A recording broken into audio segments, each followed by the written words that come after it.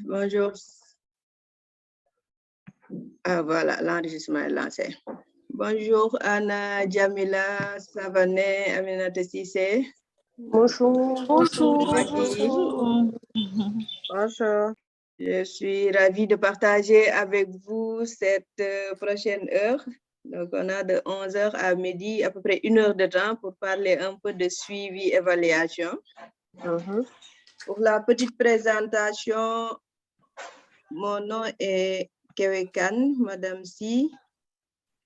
Je suis conseillère en suivi-évaluation de l'ONG Famille. Je suis spécialiste en suivi-évaluation. Je suis membre de GIDE. Et je fais aussi partie de la commission, comment on dit, Marketplace. Voilà. Donc, aujourd'hui, on va parler de suivi-évaluation, comme l'a dit Amina, qui est un aspect très important, que ce soit dans les projets, programmes de développement, que ce soit aussi pour les entreprises, les grandes entreprises, les petites entreprises, même pour les gens qui ont des initiatives juste économiques. C'est un aspect important qu'il faut prendre en compte dès le début. Ça va être plus une initiation. On va parler de généralité, de quelques points importants, intéressants, suivi, évaluation. Et n'hésitez pas à me couper chaque fois que vous avez des questions, contributions. Donc, ça va être plus intéressant avec des échanges et puis des partages d'expériences et autres, soit chacun selon ou chacune selon son vécu ou l'expérience qu'elle a avec son activité actuelle, son activité économique. C'est bon? Oui, c'est bon. OK. Donc, parmi celles qui sont là, quelles sont celles qui sont un peu familières avec la notion de suivi, évaluation, qui en ont entendu parler ou qui l'ont exercé?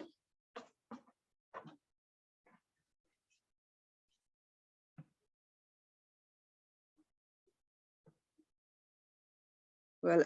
Donc, le suivi-évaluation, c'est quelque chose qu'on utilise beaucoup dans les projets, programmes de développement. Mais de plus en plus, même dans les entreprises, les activités économiques, on l'utilise. Puisque même nous, dans nos interventions en développement, dans les projets, programmes, par exemple, nous, on a un volet, on a un axe sur l'entrepreneuriat rural, qui concerne le plus souvent les femmes dans nos zones d'intervention. Et c'est des choses à laquelle on les initie. Donc, le suivi et l'évaluation, c'est deux disciplines distinctes.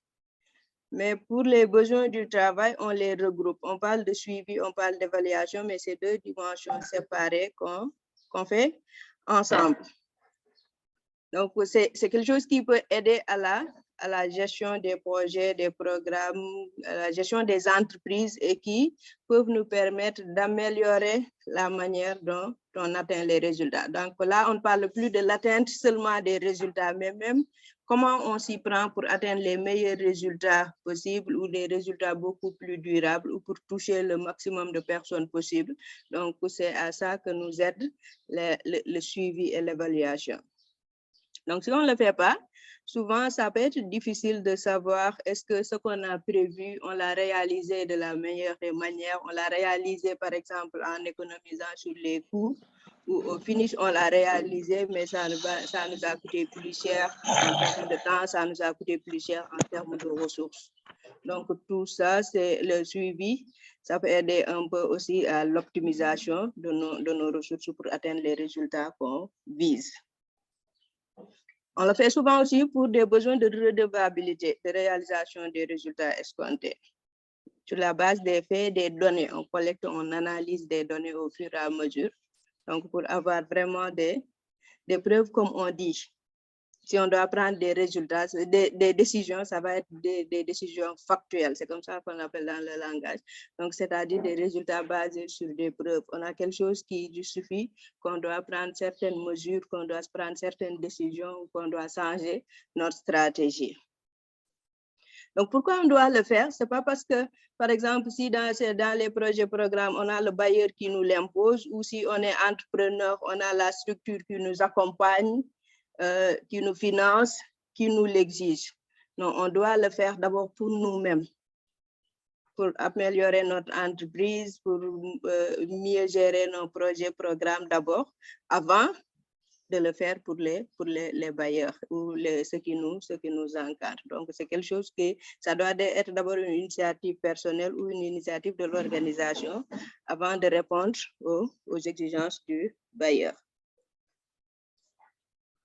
Donc, si on sépare les deux, ça c'est juste un peu pour l'utilité du suivi et évaluation. Mais si on les prend d'abord séparément pour les définitions, le suivi, c'est quelque chose qu'on fait durant notre activité ou tout notre projet. Si on a une entreprise, c'est vraiment durant tout le temps que l'entreprise existe.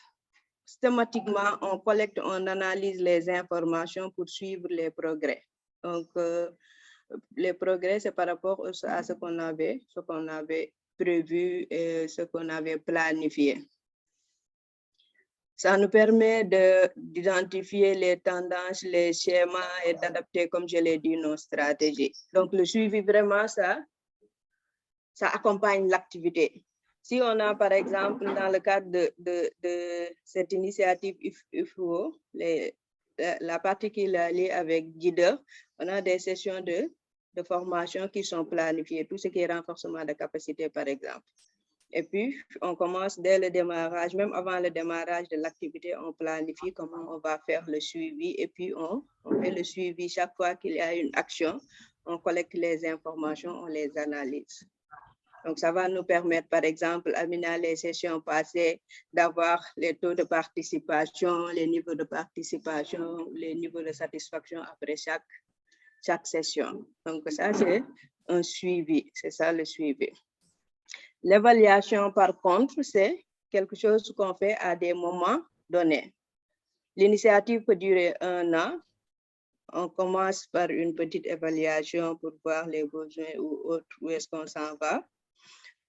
À tout moment, on peut s'arrêter, on analyse tout ce qu'on avait collecté dans le suivi pour voir est-ce qu'on est sur la bonne voie, qu'est-ce qu'il faut améliorer, qu'est-ce qu'il faut changer, des choses comme ça. Donc, c'est ça un peu une petite différence entre le suivi et l'évaluation. Le suivi est continu, l'évaluation, ça se fait à des moments donnés. Il y a d'autres choses qui permettent de les distinguer, on va les voir au fur et à mesure, mais de prime abord, c'est un peu les deux différences, et même si les deux vont de pair. Donc, c'est ça. L'évaluation, ça répond à des questions. On se pose des questions et puis on va se dire, on s'arrête et puis on analyse ce qu'on a comme information. On va essayer d'y trouver ou d'y apporter des réponses, de porter un jugement d'ensemble et de tirer les enseignements pour continuer sur de meilleures voies. D'abord, il n'y a pas de questions jusqu'à date. OK. Oui, ça va. Ça va. En tout cas, moi, je comprends. Je comprends, voilà. Donc, c'est pour les définitions, c'est ça, le suivi et l'évaluation. Donc, si on les reprend encore séparément, suivi, évaluation, qu'est-ce qu'on doit suivre dans le cadre de nos activités? Parmi les participants, vous avez tous des activités économiques ou vous travaillez pour des projets où vous étudiez? Vous avez des activités économiques? Je suis l'argent qui rentre, l'argent qui sort. On suit l'argent, OK? Et qu'est-ce qu'on suit d'autre? Il y a Savané qui lève la main, vas-y. Bon, moi, j'ai pratiquement fini l'école. Je suis en train de soutenir mon master. À côté de cela, j'entreprends et puis je travaille également dans une entreprise. OK, c'est bien. Donc, à ton avis, qu'est-ce qu'on doit suivre, que ce soit dans ton activité ou même au travail? Donc, quand on fait le suivi, ça peut porter sur quoi, en plus de l'argent? Déjà, au boulot, je pense que le suivi, c'est de voir mon évolution. Parce que actuellement, je suis en stage, je suis encore passé en termes de CDD et tout. C'est de voir comment j'évolue dans l'entreprise. Est-ce que je me positionne bien, ce qui pourrait aboutir à la signature d'un contrat au sein de l'entreprise et tout. Donc, je pense que de ce côté-là, c'est ce qu'il faut évaluer. Maintenant, du côté de mon entreprise, c'est de voir, c'est à peu près pareil, c'est de voir l'évolution de l'entreprise. Est-ce que je suis toujours en stand-by? Est-ce que j'évolue? Est-ce que j'ai plus de clients?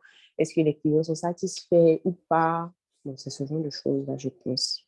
Mhm. Donc, voilà. Merci. Voilà. Donc, effectivement, pour le suivi, on fait le suivi de tous ces aspects. Globalement, on les regroupe en trois dimensions. On fait d'abord le suivi d'exécution. Tu as parlé de suivi des clients, de l'évolution de l'entreprise et autres. L'autre a parlé de suivi de l'argent, effectivement. C'est le premier niveau de suivi, c'est le suivi financier. D'habitude, on le met avant, puisque dans les projets programmes, quand on dit suivi, les gens se focalisent plus sur le suivi physique, la réalisation du plan d'action, du plan opérationnel, ce qu'on avait planifié, comment on évolue sur ça, comment on évolue là-dessus. Mais on suit l'argent. Dans les projets programmes, c'est les budgets. Dans les grandes entreprises, c'est surtout les dépenses et autres. C'est important de les suivre. On suit tout ce qui nous permet en tout cas, toutes les lignes de dépenses, toutes les occasions de dépenses, toutes les dépenses qu'on fait, en tout cas dans l'entreprise, on les suit. Il y a des dépenses qui sont fixes, mais il y a des dépenses qui sont variables. Et ça, c'est important de les suivre, puisque avec le temps et le contexte, il y a de nouvelles lignes, on peut l'appeler comme ça, des lignes budgétaires qui souvent ont tendance à exploser. Si je prends par exemple l'exemple des livraisons pour ceux qui sont dans la distribution, le commerce, ou même ceux qui sont dans la transformation et autres.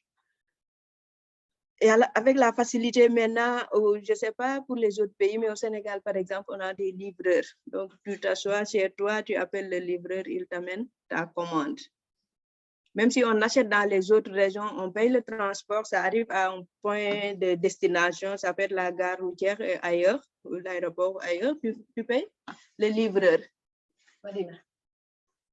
Tu payes le livreur, il t'amène tes marchandises. Mais ça peut être une dépense qu'on ne suit pas régulièrement. On se dit que c'est des petits montants, mais quand on fait on analyse toutes ces petites dépenses qu'on fait, on se rend compte que ça peut évoluer rapidement et ça peut impacter sur le prix de revient de nos produits. Donc, c'est pourquoi on fait le suivi financier dans toutes les activités, même pour ceux qui ont des projets, comme on dit, qui visent des impacts ou des changements sociaux, qui ont des entreprises sociales, comme on dit. Ça, c'est un aspect à suivre aussi de près. Après, il y a le suivi physique. C'est tout ce qui est plan d'action, tout ce qui est planification opérationnelle, par exemple, tout ce qui est stock. En tout cas, c'est des choses qu'on suit de près pour ne pas avoir des surprises. Celle qui a intervenu en dernier a parlé de l'évolution de l'entreprise. Ça, c'est un aspect de suivi organisationnel. C'est un aspect important puisque nous, dans le domaine, on a comme hypothèse que si on veut des résultats durables, il faut que l'entreprise qui mène l'activité ou qui soutient l'activité soit elle aussi durable d'abord. Que l'entreprise soit solide et forte pour fournir des résultats durables.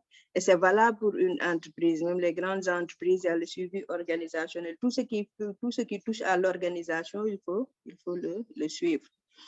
C'est valable pour les entrepreneurs individuels ou les personnes qui ont des initiatives économiques. Si on n'est pas renforcé dans certains aspects, si on ne maîtrise pas certains aspects, ça risque d'être difficile pour nous pour mener à terme notre entreprise. Que ce soit les associations, les GIE, c'est comme les projets, programmes qui sont mis en œuvre par des organisations, ONG ou autres. Nous, par exemple, à Horizon, à côté de tout le staff, il y a un conseiller en développement organisationnel, développement institutionnel pour renforcer les organisations partenaires, parce que pour nous, c'est gage de durabilité. Donc ça, c'est le premier niveau de suivi. C'est ça qu'on appelle suivi d'exécution. Il y a aussi un autre niveau de suivi, le deuxième qui est aussi tout aussi important, le suivi du contexte. Une entreprise, un projet, un programme, ça évolue dans un milieu. Et les changements dans ce milieu peuvent nous impacter positivement ou négativement. Donc, il y a deux manières de faire ce suivi du contexte. Il y a nous, par exemple, ce qu'on appelle les analyses SWOT ou FOM, force, faiblesse, opportunité, menace. Opportunité, menace, c'est tout ce qui touche à notre environnement. Les aspects positifs qui peuvent constituer des leviers, les aspects négatifs qui peuvent être des menaces pour nous. Et pour l'entreprise, c'est pareil. Pour les grandes entreprises, par exemple, ou les entreprises économiques, il y a un outil qu'on utilise pour faire un peu ce suivi du contexte, c'est l'outil PESTEL, qui permet de faire tout ce qui est suivi de l'environnement politique pour le paix économique, social, technologique, environnemental et puis légal et réglementaire. Donc, des changements dans tous ces niveaux peuvent impacter le bon fonctionnement de notre activité ou de notre projet ou peuvent impacter notre entreprise. Quand on fait après cette analyse de contexte, c'est à ce moment qu'on voit parmi tout ce qui ressort, qu'est-ce qui constitue une opportunité pour nous. On se base là-dessus pour améliorer notre entreprise, qu'est-ce qui constitue des menaces. Et là, on essaie de réagir rapidement pour anticiper les potentiels dégâts.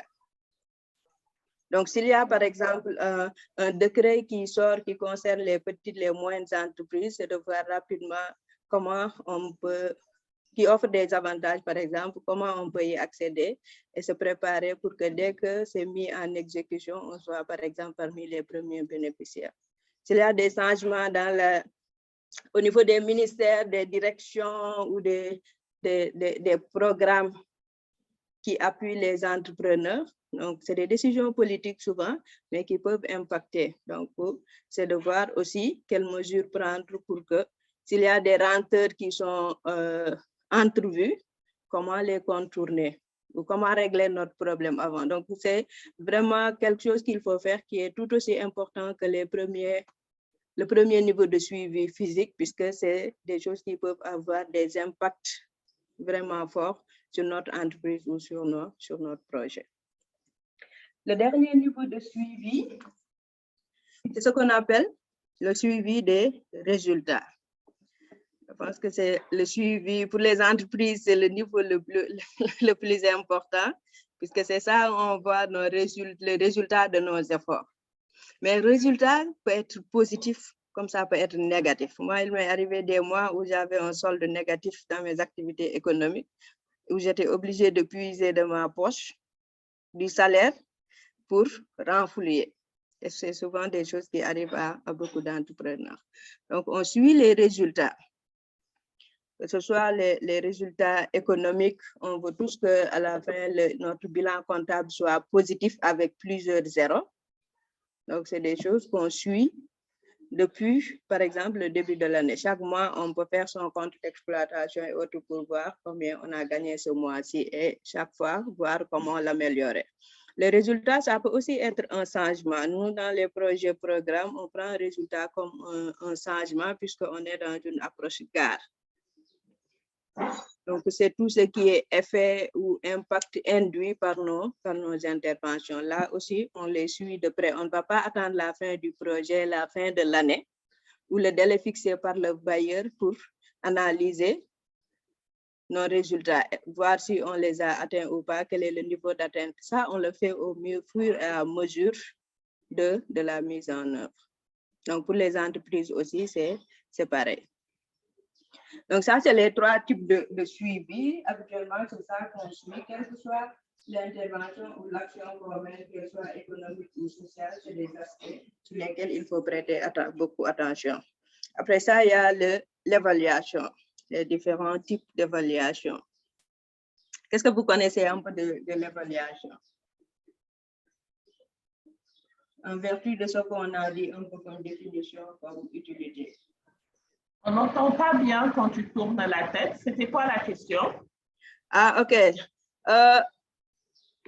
Qu'est-ce que l'évaluation pour vous? Est-ce qu'il y a des gens qui ont une fois participé à des activités d'évaluation et qui ont été évalués? Moustapha Sissé qui lève la main. Si c'est ton micro est coupé, voilà. Oui, bonjour. Bonjour. Oui, en fait, concernant l'évaluation, on évolue au résultat des actes en cours.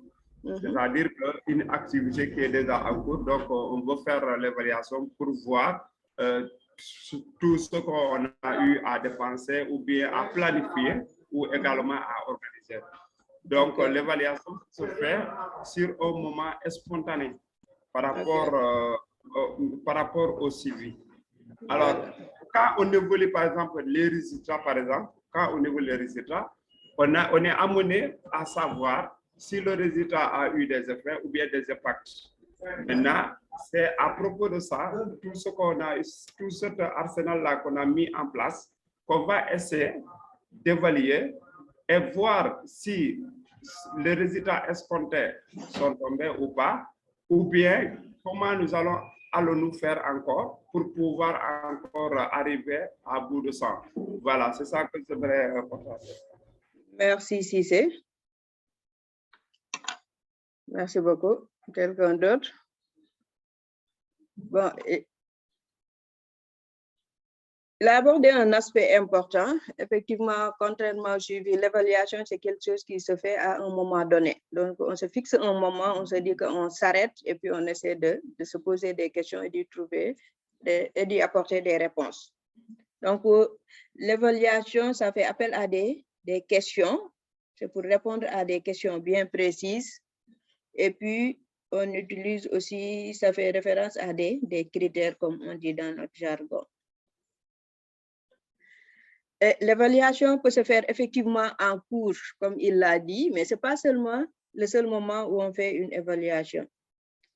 On le fait avant de commencer l'activité ou le projet, on le fait en cours à tout moment et on le fait aussi à la fin. Tout comme le suivi, il y a aussi différents types d'évaluation. On le regroupe souvent aussi en 3 dimensions. Il y a l'évaluation selon la période. Tu le fais avant ou en cours ou à la fin. Donc, c'est le temps qu'ils ont en commun. L'évaluation qu'on fait avant, on l'appelle l'établissement de la situation de référence, les baselines, ou c'est les entreprises, par exemple, qui font les grands investissements. On a des avant-projets, des études d'avant-projets détaillées ou sommaires. On a des études baseline. Pour les entrepreneurs, avant de démarrer votre entreprise, vous avez fait une étude de marché pour mettre en place votre plan d'action et autres. Ça, c'est des types d'évaluation qu'on fait avant de démarrer l'activité. Ça, c'est ça qui nous montre la voie vers où aller. Après, quand on commence, à tout moment, on peut s'arrêter, se poser des questions pour évaluer. Tu peux, par exemple, à 6 mois, on est à mi-mois, par exemple, à mi-période de l'année fiscale, on peut se dire, OK, en juin, j'arrête, je fais mon inventaire et puis je vais voir est-ce que je suis sur la bonne voie pour avoir les résultats prévus ou en tout cas les gains prévus pour l'année fiscale. On analyse, on tire des leçons et on voit comment faire pour en tout cas atteindre les résultats qu'on avait visés. Donc l'évaluation, on se pose des questions, on y apporte des réponses et on dégage des recommandations ou des enseignements qui vont nous permettre d'améliorer les choses. On a aussi des types d'évaluation selon l'évaluateur. Qui fait l'évaluation? Votre étude de marché, est-ce que vous l'avez faite vous-même ou vous avez fait appel à quelqu'un d'externe? Est-ce que c'est un ami qui vous l'a fait? Est-ce que vous avez recruté un cabinet spécialisé dans ça? Donc, c'est ça la différence. On peut avoir une autre, dans notre domaine de développement, on peut avoir des autres évaluations. C'est l'équipe même de projet qui fait l'évaluation. On peut avoir des évaluations internes. En plus de l'équipe, par exemple, l'organisation elle-même s'organise pour détacher des personnes qui viennent. On peut avoir des évaluations externes. Ça veut dire qu'on fait recours à quelqu'un d'autre.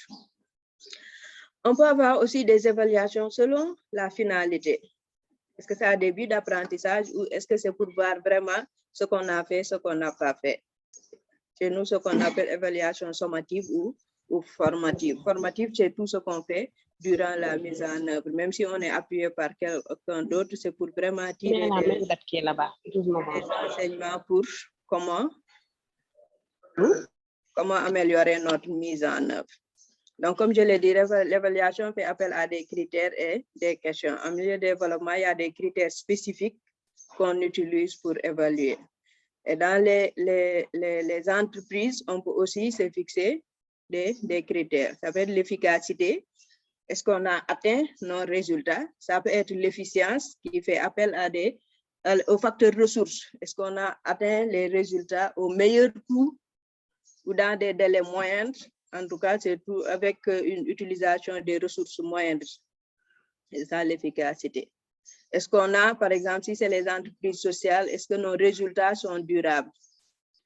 Les gens qui ont suivi les différentes sessions de formation qu'on a eues jusque-là, que vous avez eues jusque-là avec Amina, est-ce que c'est des choses qui vont les aider dans leur entreprise et même plus loin dans leur vie quotidienne? Donc, c'est un peu ça les différents types d'évaluation. Et l'évaluation aussi, ça fait recours à des concepts. Les concepts, généralement, c'est les mêmes choses pour le suivi que pour l'évaluation. En suivi-évaluation, on a quelques concepts spécifiques. Il y en a beaucoup selon les domaines, selon les objectifs et autres. Mais le plus souvent, on a les notions que vous voyez là sur l'écran. Il y a les indicateurs, les résultats, les bénéficiaires ou clients, les parties prenantes.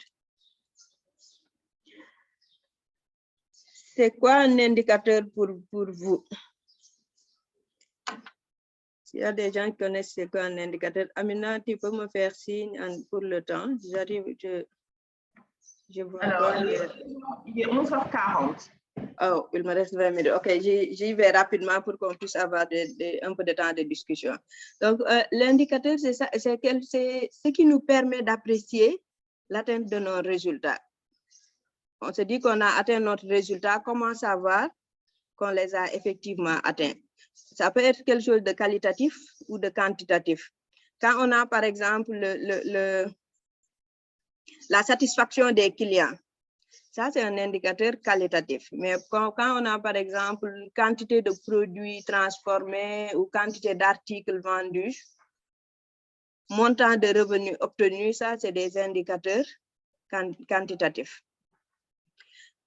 Les résultats, c'est comme on a dit, c'est ce qu'on obtient au bout de l'activité ou au bout de l'intervention. Les bénéficiaires, c'est ceux qui sont visés par notre intervention. On a des bénéficiaires directs, on a des bénéficiaires indirects. Donc, c'est un peu comme les clients de l'entreprise. Quand on vend un produit, c'est destiné à une certaine catégorie de personnes. Donc, pour les projets, programmes aussi, c'est ça. Par contre, les parties prenantes, c'est tout ce qui interviennent dans l'activité, qui nous permettent, par exemple, de toucher les clients, les bénéficiaires. Les bénéficiaires sont parties prenantes, mais tous les autres, pour une entreprise, ça peut être les fournisseurs, ça peut être, par exemple, les organisations d'appui, donc nos associations respectives, tout ça, ça peut être des parties prenantes. En tout cas, c'est tout ce qui peuvent apporter ou toucher à la mise en œuvre du projet ou du programme. Donc, ça, c'est des exemples d'indicateurs que j'ai donnés. Les indicateurs quantitatifs ou qualitatifs, ça, c'est à nous de les fixer dès la phase de démarrage. Pour les entreprises, on utilise souvent quatre types d'indicateurs. On a les indicateurs économiques, donc pour tout ce qui est revenu, tout ce qui est vente, tout ce qui est dépenses et autres. On a des indicateurs humains. Ça peut être, si c'est les grandes entreprises, ça peut être la performance des salariés, des choses comme ça. Si même pour une entreprise individuelle, ça peut être par exemple l'entrepreneur lui-même, son niveau de développement et autres qu'il vise. Et il y a aussi des indicateurs physiques, tout ce qui est stock, tout ce qui est matériel et autres. Et en plus de ça, il y a une autre catégorie d'indicateurs qu'on appelle les indicateurs de suivi de projet. C'est les autres types d'indicateurs, mais le plus souvent, c'est les trois premiers qui sont les plus utilisés. Et la dernière diapo, pour compléter les concepts et autres, on a des méthodes et des outils. Donc, pour faire le suivi, évaluation, il y a une panoplie d'outils, mais aussi différentes méthodes. Mais ça dépend, leur utilisation dépend vraiment de ce qu'on veut faire et le résultat qu'on veut obtenir. Si, par exemple, on veut faire une une étude de marché, il y a des outils à utiliser pour ça. Donc, au début, pour les projets, programmes de développement, on a les cadres logiques, les théories de changement. Pour les entreprises, on a par exemple les plans d'affaires, les business models, Canva et autres. Tout ça, c'est des outils qui peuvent nous aider à planifier notre suivi et évaluation. Durant l'action, on peut avoir aussi des outils, les tableaux de suivi des indicateurs, les formulaires d'inventaire, les comptes d'exploitation. Tout ça, c'est des outils. Et après, là où j'ai mis après, par exemple, pour un projet programme, ça peut être après, à la fin de la durée. Pour une entreprise, ça peut être, par exemple, chaque année. Vous pouvez prendre chaque année comme un cycle. Et à la fin de l'année, donc c'est après tout ce qu'on a fait dans l'année, on fait notre bilan. Si c'est une entreprise sociale, on a un rapport. Amina a un rapport à élaborer à la fin de cette session. Donc ça, c'est des outils qu'on peut utiliser pour faire le suivi et l'évaluation de notre activité. Pour les méthodes aussi, il y en a beaucoup. On peut faire des sondages, on peut faire des enquêtes, par exemple les enquêtes de satisfaction. Au sortir de cette session, on peut vous approcher ou vous envoyer un petit questionnaire pour recueillir vos avis, vos impressions. Ça, c'est des enquêtes de satisfaction. On peut aussi faire des groupes de discussion. Dans les entreprises sociales ou les projets programmes, c'est quelque chose qu'on fait pour recueillir l'avis des communautés, comme on dit, les groupes de discussion dirigés. On peut avoir aussi des entretiens individuels en tête-à-tête, appelés Mustapha ou appelés Sabané, appelés Aminata, pour discuter avec elle ou lui. Donc, pour les outils, les méthodes, il y en a beaucoup. Et l'avantage, c'est qu'il y en a qui sont à accès libre sur le net. Il faut juste savoir quel type d'information on veut chercher, qu'est-ce qu'on veut faire, et puis on cherche, on prend l'outil qui est le plus approprié. Donc, pour le suivi, évaluation, en gros, c'est vraiment ça. C'est tout ce qui nous permet de collecter, d'analyser systématiquement les informations par rapport à notre intervention, d'en tirer des enseignements. Ça se fait à des moments donnés. Le suivi, c'est tout au long de l'activité ou de l'intervention. L'évaluation, c'est à des moments donnés. On fait appel à des outils, des méthodes, des approches, tout ce que vous voulez. Mais l'essentiel, c'est de se focaliser sur ce qu'on veut chercher. Comme une entreprise, comme un projet, donc, quand on fait une évaluation, il y a un but bien précis. On veut, par exemple, améliorer nos ventes, ou je me lève ce mois-ci, je me dis comment faire pour améliorer mes ventes, ou comment faire pour améliorer mon chiffre d'affaires, comment faire pour renforcer la satisfaction de mes clients. À partir de là, j'analyse les informations que j'ai en mon possession. Si ce n'est pas suffisant, je fais appel à des informations complémentaires. Je peux faire des enquêtes auprès des clients, autour de moi et autres. Et après, je tire des enseignements et puis je mets en place un plan d'action. C'est ça qu'on appelle les recommandations pour voir d'ici la fin de l'année qu'est-ce que je peux faire pour y arriver. Donc, en gros, c'est ça le suivi évaluation de manière très avancée. Si vous avez des questions, commentaires, compléments, avant la fin de l'heure, on peut en discuter rapidement ou revenir sur certains points s'il y a des choses à éclaircir.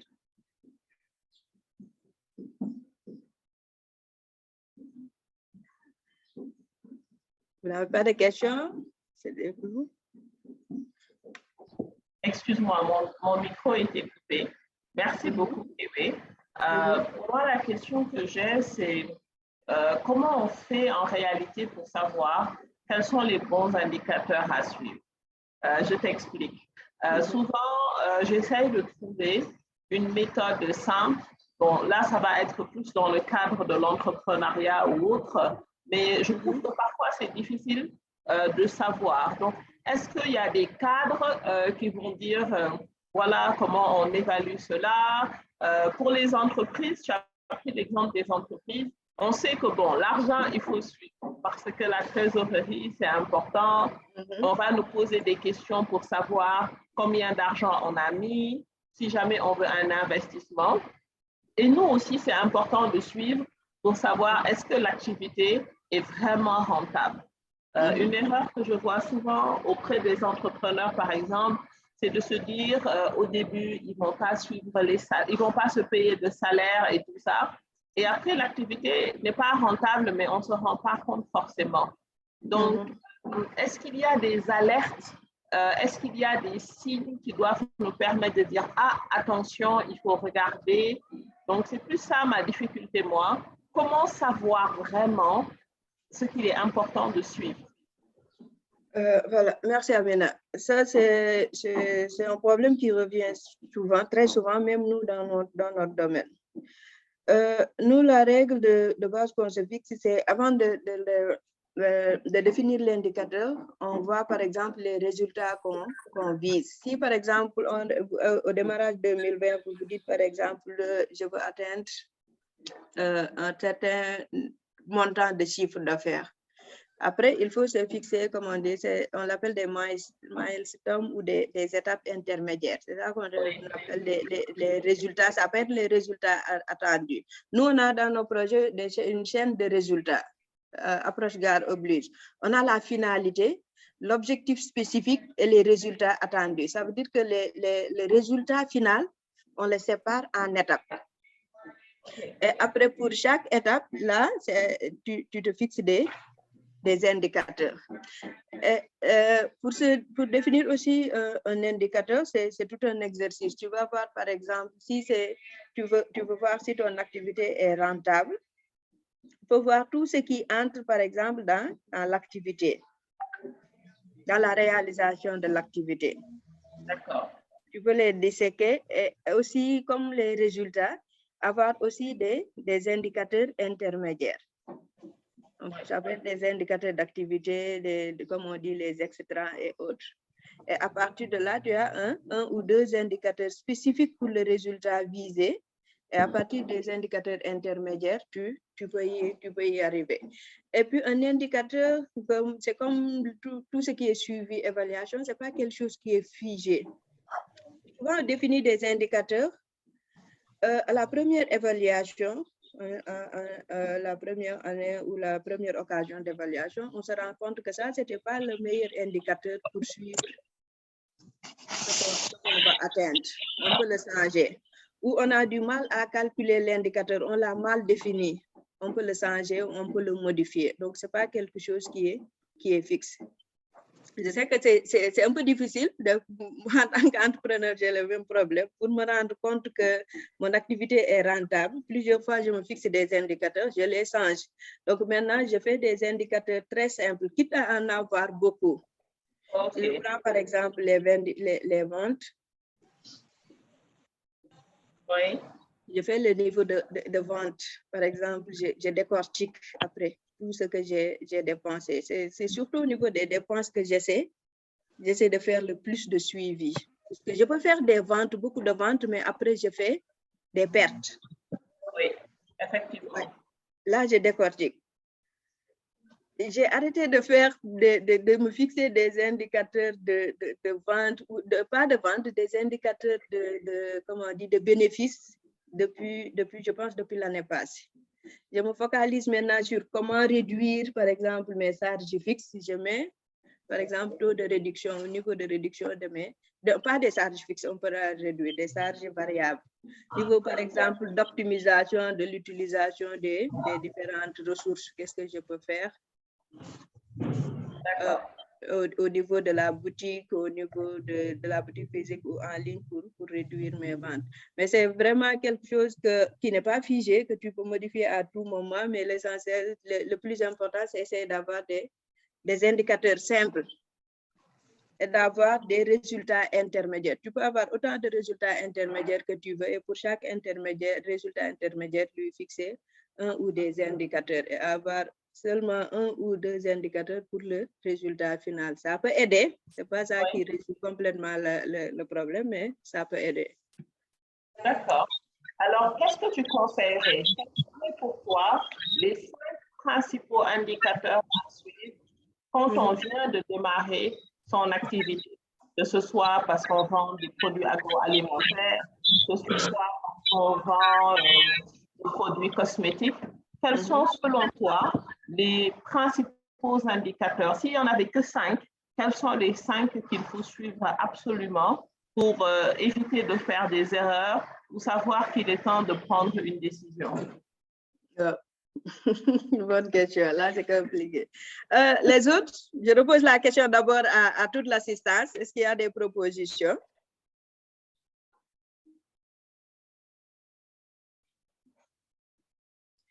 Tous ceux qui ont des activités économiques ici ont un plan d'affaires.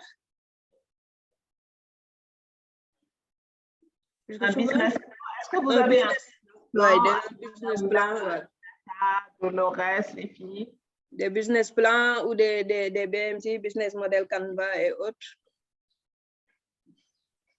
Puisque souvent, c'est le point de départ. C'est à partir des business plans. Moi, c'est quand j'ai démarré, effectivement, il fallait avoir un business plan et autres. Je ne l'ai pas fait. J'ai payé, on me les a faites. On me l'a fait. Ça, c'était, je pense, ma première erreur. Ce n'est pas une erreur, mais c'est une leçon que j'avais apprise. Il y avait un business plan, mais qui était un peu trop standard. Donc, je me suis basée sur ce business plan pour suivre, par exemple, mes résultats. La première année, je me rends compte que ce que j'avais dans le business plan n'est pas réaliste par rapport à ma situation, puisque tout est question de contexte. Si tu as, par exemple, une boutique sur un grand axe vraiment achalandé et quelqu'un qui a une boutique dans un quartier, dans un peu reculé, dans un recoin du quartier, ça peut être différent. C'était mon cas. Donc, quand j'ai suivi, j'ai vu que c'était ce qui était dans le business plan, c'était moins réaliste. J'ai refait le document moi-même. OK. Pour être plus proche de la réalité. Donc, pour être plus proche de ma situation, de mon contexte. Donc là, c'est de suivre, dès qu'on démarre, quand on a un business plan, que ce soit un business plan qu'on a fait soi-même ou pour lequel on a eu recours à quelqu'un d'externe, c'est d'être attentif à tout ce qui est prévision, que ce soit vente et autres.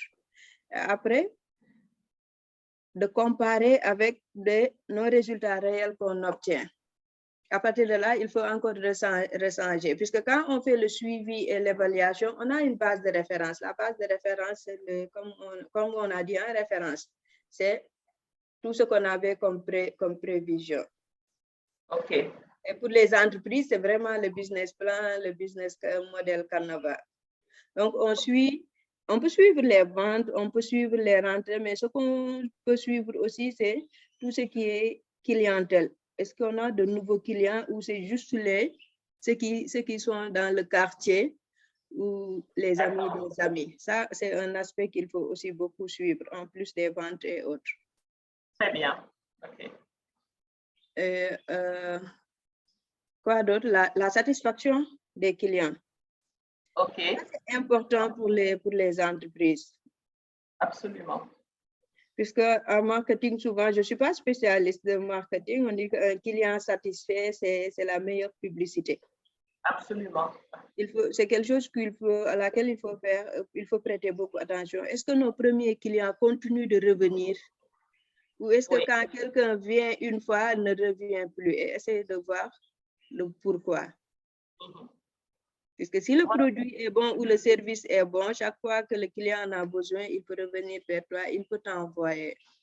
Moi, je suis tout ce qui est référence qui vient de mes clients. Quelqu'un qui t'appelle, qui te dit, non, c'est telle personne qui m'a dit que tu vends tel produit, je voulais l'avoir. Ou qu'on m'a offert une fois ton produit, j'ai aimé et puis je vais en acheter. C'est des choses que je suis aussi, la satisfaction des clients et le type de clients que je reçois. Donc, si je récapitule, on suit les prévisions qu'on a eu à faire en se disant, en démarrant, j'aimerais vendre, par exemple, telle quantité. Donc, on suit, est-ce que les résultats qu'on obtient sont réalistes par rapport aux prévisions qu'on avait eu à faire. On suit également le bénéfice, l'argent qu'on se fait, l'encaissement qu'on a par rapport à l'activité, parce que dans le business plan aussi, on fait des prévisions par rapport au chiffre d'affaires.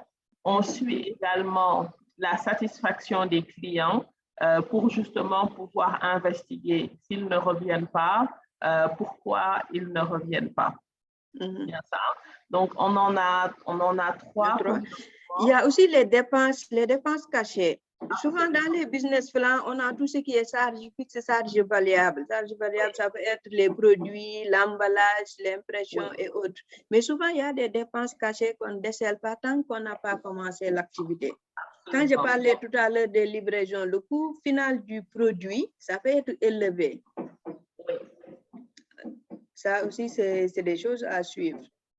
C'est vrai que surtout dans l'agroalimentaire. Dans l'agroalimentaire, oui. Oui. D'accord. Merci. Je vois qu'il y a une main levée de Savané. J'avais une question, en fait, concernant la satisfaction client. Bon, moi, parmi mes activités, il y a la vente de vêtements en ligne pour dames, enfants et consorts, mais plus pour les enfants. Et quand j'essaie de savoir, par exemple, c'est-à-dire à la fin de chaque vente, quand la vente est conclue, qu'on livre la maman et tout, j'essaie de savoir s'il est satisfait de la qualité du produit, si le tissu est bon, si ça va à la taille de l'enfant, qu'est-ce qu'il faut faire pour améliorer. J'ai rarement des réponses. D'autres répondent, il y a d'autres aussi, c'est très souvent, en tout cas, sur 100%, peut-être j'ai seulement 20% de réponses, 80%, elles reviennent rarement donner des réponses. Je ne sais pas pourquoi, mais en tout cas, celles qui répondent, elles sont satisfaites et tout, c'est bon. Bon, il y a d'autres qui ne répondent pas, mais après, ils reviennent, on peut acheter les vêtements. Du coup, il m'est un peu difficile de savoir si les clients sont satisfaits ou pas. Donc, comment remédier à ce point-là? Merci beaucoup. C'était Aminata? Non, c'était Savané. Savané, ah oui. Merci, Savané. Aminata, maintenant qui lève la main. Ah, ok, ouais. On peut laisser, je pense, les questions continuer. Après, on va essayer de répondre ensemble. Oui, Aminata, ton micro est coupé, hein, Aminata. Il faut activer le micro. Bonjour tout le monde. Bonjour. Moi également, j'ai ce souci-là aussi. Souvent, on peut commander 5 pots, 3 pots, 4 pots. Mais quand je demande, en tout cas, tous ceux qui ont pris apprécient vraiment mon produit. Mais je ne sais pas comment je vais expliquer. Je ne suis pas encore connue sur le marché. Je ne suis pas encore connue. C'est-à-dire c'est de bouche à oreille, un peu. Récemment, même là, le marché même est lent, même rien ne bouge. Mais pourtant, le goût n'a pas changé. J'appelle mes clients, je leur demande, elles disent que non, tout va bien. Mais en fait, je ne sais pas comment m'y prendre, quoi. Je ne sais pas. Mais sur le goût de mon produit, il n'y a pas de souci. C'est de la pâte de Coco Bara. Okay. Bien fait. Et puis, tu n'as qu'à avoir un temps pour créer. Et puis, faire la bouillie à la maison en 2 minutes, c'est déjà prêt. Sincèrement, eux tous, ils apprécient. Mais comment, souvent, le marché, ça ralentit même carrément même. Donc, je ne sais pas comment m'y prendre, en fait. Je ne sais pas. Merci de m'avoir écouté. Merci beaucoup, Aminata. Ça aussi, c'est un souci pour beaucoup d'entrepreneurs. Je repose la question à Amina. C'est elle la coach, la spécialiste de ces questions. Qu'est-ce que tu penses de leurs préoccupations? Alors, pour le suivi client, ce qu'il faut surtout éviter, je vais dire, hein, tant qu'on n'a pas de clients mécontents, ça va très bien. Le problème, c'est quand on a un client mécontent. Maintenant, certaines personnes ne vont juste pas juger nécessaire de répondre parce qu'elles sont occupées la journée, elles ont autre chose à faire. Maintenant, pour pousser les gens à réagir et autres, parfois, vous pouvez promettre, par exemple, des petits cadeaux. Quand je dis des petits cadeaux, si vous êtes dans les cosmétiques, ça peut être, par exemple, vous faites un concours où vous allez dire, dites-nous ce que vous avez pensé de nos produits et gagner un petit rouge à lèvres ou quelque chose comme ça, ou un petit pot de karité pour les lèvres ou quelque chose, qui fait que les gens vont être motivés à répondre. Parce qu'autrement, certaines personnes vont se dire, bon, si je ne gagne rien, je n'ai pas le temps, je vais me concentrer sur les autres choses qui sont plus importantes pour moi. Donc, il ne faut pas forcément le prendre négativement. Si les personnes ne répondent pas, ce qui est important, c'est qu'elles ne se plaignent pas. Par contre, ce qui est important de voir, c'est est-ce que les personnes reviennent? Ou bien, est-ce qu'on n'a que de nouveaux clients? Et à ce moment-là, si on se rend compte que les personnes ne reviennent pas, on peut planifier, par exemple, une série d'appels où c'est nous maintenant qui appelons le client pour dire « Ah, on voulait savoir, est-ce que vous êtes satisfait du produit et autres? La qualité, c'est important pour nous. » Et là, ça va inciter les personnes à réagir. Dans mon cas, une technique que j'utilise aussi, je le ferai certainement bientôt avec Ifuo aussi, quand je fais un live, j'ai créé une page professionnelle sur Google et il y a un lien que j'envoie où je demande aux personnes, est-ce que vous voulez bien me faire un commentaire sur ma page Google? L'avantage, c'est que quand quelqu'un va rechercher dans votre activité, la personne-là va voir des retours d'expérience de personnes qui ont profité de vos services et ça aussi, ça apporte une crédibilité en ligne. Merci. Voilà. D'accord, merci beaucoup, merci. Vraiment, c'est un bon conseil parce que le truc des appels, je n'y avais vraiment pas pensé. Appeler directement et tout. C'est vrai que on en Afrique et tout, je sais que les clients, reprendre un SMS va prendre plus de temps, par exemple, que de prochains appels pour parler directement. Donc, je vais plus me pencher sur ça. Merci beaucoup. Vraiment, merci beaucoup, maman Amina. C'est gentil. Merci beaucoup, Amina. Merci à tous. C'est effectivement des aspects importants, puisqu'on parle de sondage, on parle d'enquête, c'est effectivement pour avoir l'avis des gens. Souvent, les clients ne réagissent pas directement. Et puis, il y en a qui, comme on dit à la sénégalaise, même si, par exemple, le produit ne les satisfait pas, face-to-face, ils sont un peu gênés de te le dire directement. Donc, mais, comme l'a dit Amina, si tu vois que tous les premiers clients ne reviennent pas forcément, ou il y en a que très peu qui reviennent, donc là, il faut voir trouver un moyen, que ce soit des enquêtes, des sondages et autres, envoyer un lien ou les appels téléphoniques pour avoir un peu des retours. Ça dépend des domaines. Amina, je sais que, par exemple, pour une nouvelle entreprise, se faire connaître, ça peut prendre du temps. Oui. Ça dépend des domaines, mais il y a dans certains domaines, même dans l'agroalimentaire, ça peut prendre du temps. Ce n'est pas pour rien que, par exemple, les grandes entreprises, les multinationales, quand elles arrivent dans un pays, une de leurs stratégies favorites, c'est de voir une entreprise qui fonctionne déjà, que les gens connaissent et la rachètent. Donc, les consommateurs ne vont pas se rendre compte qu'il y a un changement en haut, au niveau des propriétaires, au niveau des autres. C'est pour éviter un peu ce temps d'attente, pour se faire connaître, pour que les gens quittent, par exemple, là où ils achetaient ou les produits qu'ils avaient utilisés et s'habituent à notre produit. Ça peut prendre du temps. Mais comme tu dis, il y a du bouche à oreille qui se fait. Ça veut dire qu'il y a une certaine satisfaction des clients qui fait qu'ils recommandent tes produits.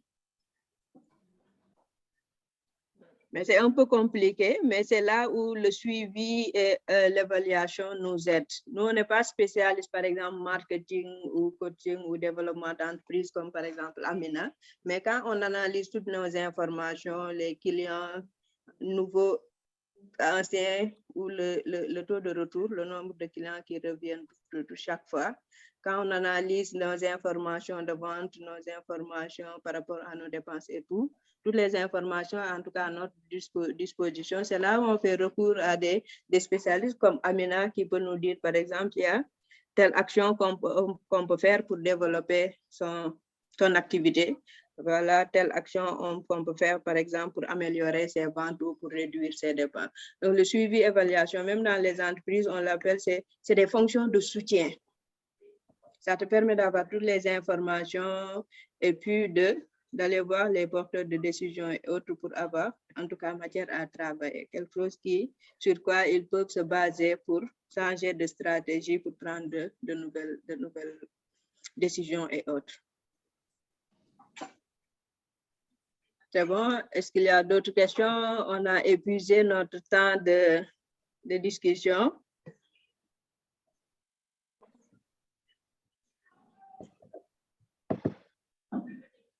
Voilà. Je pense que s'il n'y a pas d'autres questions. Il y a Dolores qui a activé son micro. Dolores, tu avais quelque chose à dire, à ajouter ou poser comme question? Ah non, bon, ça doit être une erreur. Elle a coupé le micro. En tout cas, Kewe, merci beaucoup d'avoir expliqué aussi simplement le suivi-évaluation. Personnellement, j'avoue que dans mon cas, je me suis rendu compte qu'il y avait un indicateur, en tout cas un point dans ce que tu as expliqué, que je ne suivais pas forcément. C'est ce qui se passe dans le cadre réglementaire, dans l'environnement de l'entreprise.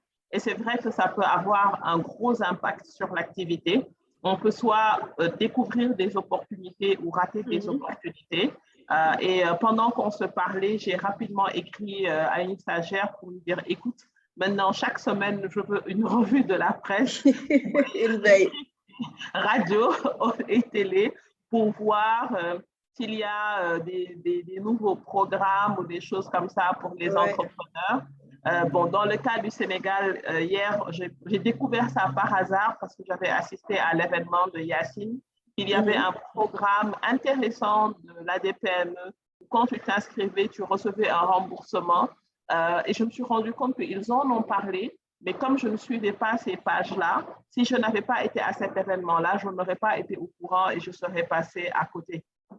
Donc ça, vraiment, je me suis dit, il faut que je mette en place un processus pour le suivre. Donc, c'était très enrichissant pour moi.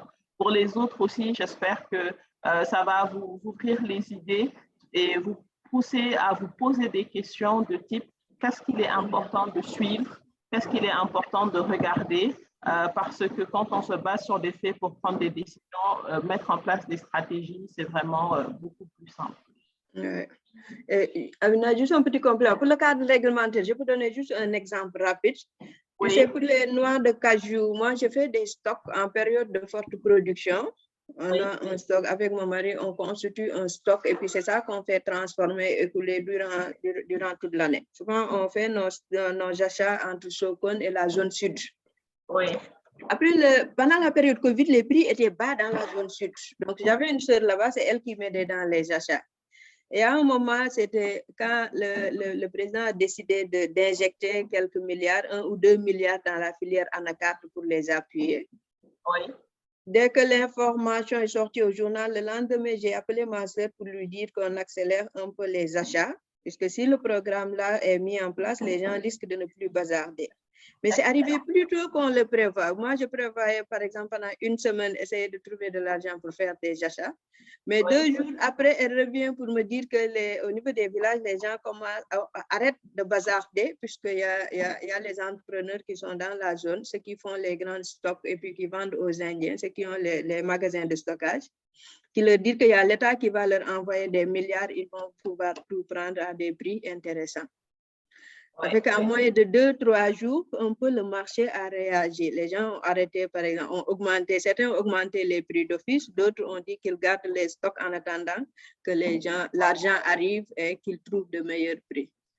Tu vois, ce sont des choses stratégiquement, c'est très, très important à savoir, alors qu'on n'y pense pas forcément quand on parle de suivi d'évaluation. Et je vois également Maïmouna qui est en train de dire que vraiment, il nous faut encore une autre session sur les indicateurs qualitatifs et quantitatifs.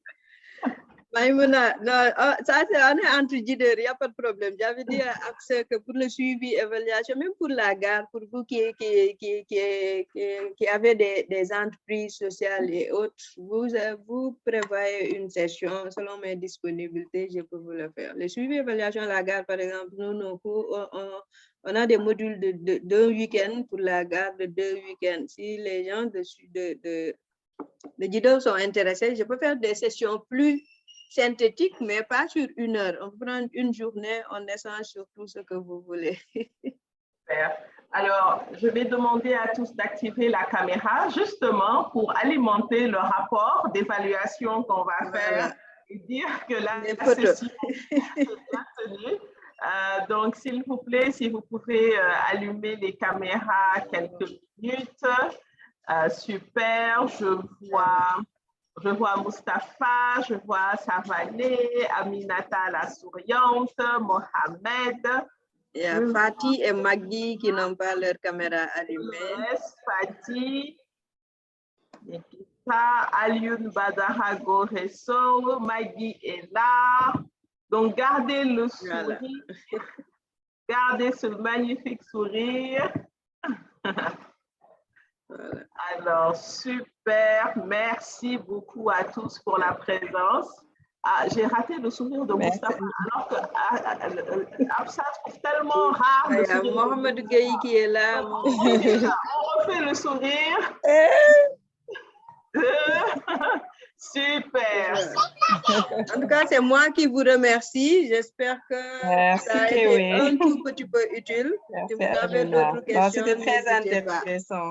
Merci, c'était bon. Allez, Merci. bon week-end. Bisous, bisous. Bisous Allez, à vous. bisous, bye. Bon week-end à tous et bonne suite.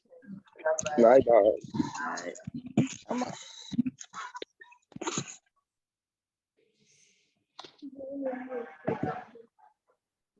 Bye.